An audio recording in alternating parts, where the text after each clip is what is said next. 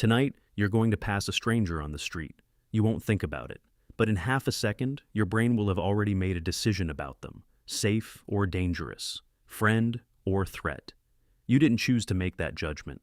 It happened before you were even aware of it. Why? The real answer is far stranger than you think. Your brain didn't evolve in a world of 7 billion people. For most of human history, you would have known everyone you ever met. Your entire social world was a few dozen faces. Your family, your tribe, that was it. So when a new face appeared, it wasn't a small event. It was a 5-alarm fire. Anthropologist Robin Dunbar spent decades studying this. He found that humans can only maintain around 150 stable social relationships. Not 200, not 1,000, about 150. This number even has a name now, Dunbar's number. It shows up in tribal villages, in military units, in office departments that function well. Go beyond it, and the social glue starts to fail. So think about what that means for a modern city. You might pass 1,000 strangers in a single afternoon. Your brain is not built for that. It's like running software from 50,000 years ago on hardware built for the modern internet. Something has to give, and what gives is trust. Here's where it gets interesting. Psychologist Alexander Todorov ran a study that changed how scientists understood first impressions. He showed people photographs of unfamiliar faces for less than 1/10 of a second, a blink, less than a blink. And still, people confidently rated those strangers as trustworthy or untrustworthy, competent or weak, dominant or submissive. 1/10 of a second. That's all it takes. Todorov's research showed something unsettling. These snap judgments didn't just feel accurate to the people making them, they actually predicted real-world outcomes. Politicians with more competent-looking faces won more elections.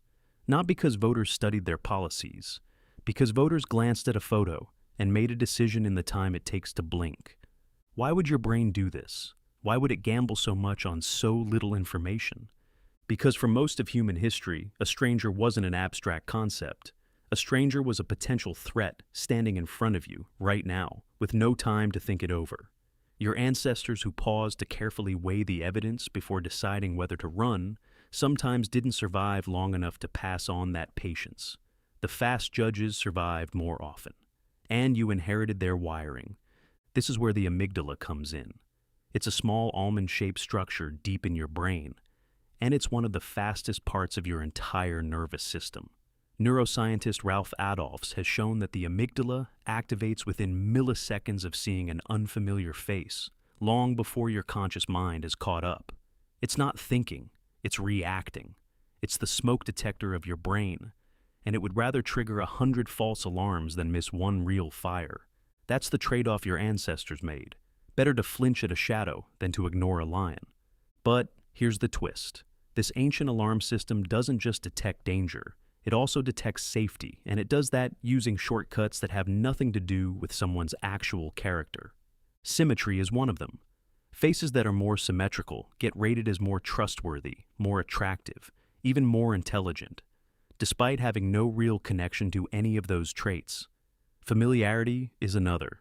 The more a face resembles faces you've seen before, the safer your brain assumes it is. This is called the mere exposure effect, first documented by psychologist Robert Zionk. Simply seeing something repeatedly makes you like it more, even if you can't consciously remember seeing it at all. Which means your gut feeling about a stranger isn't really about them. It's about how much they resemble people who have already proven safe in your past. Your brain isn't reading their character. It's running a pattern match against every face you've ever trusted or feared before. Think about what that means. Every time you meet someone new, you're not just meeting them. You're meeting a reflection of everyone who came before them in your memory. And it gets even stranger. Your snap judgments aren't fixed. They shift depending on your environment.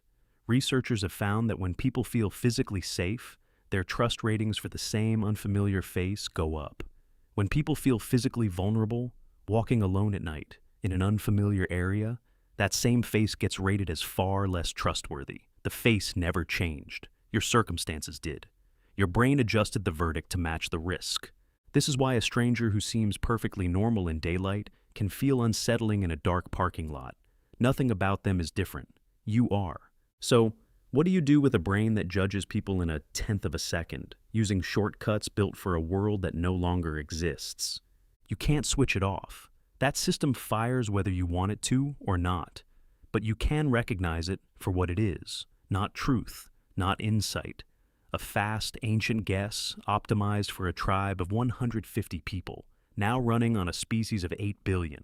Every day you meet people your instincts get wrong. The nervous new coworker who seems standoffish is actually terrified of making a bad impression. The overly confident stranger at the networking event is compensating for the opposite feeling. Your amygdala doesn't know any of that. It only knows the shape of a face and how closely it resembles danger or safety from your past. This is the quiet tension at the center of being human in a crowded world. You are wired to instantly judge people you will never actually get to know, using a system designed for a world where you knew everyone you'd ever meet. So the next time you feel that instant, wordless reaction to someone, that flicker of trust or unease before a single word is spoken, remember what it actually is. It's not wisdom. It's not intuition, at least not in the way you think. It's 50,000 years of survival instinct, meeting a face it was never designed to see. Tonight, you'll pass a stranger on the street. You won't think about it. But now, at least, you'll know exactly what your brain just did.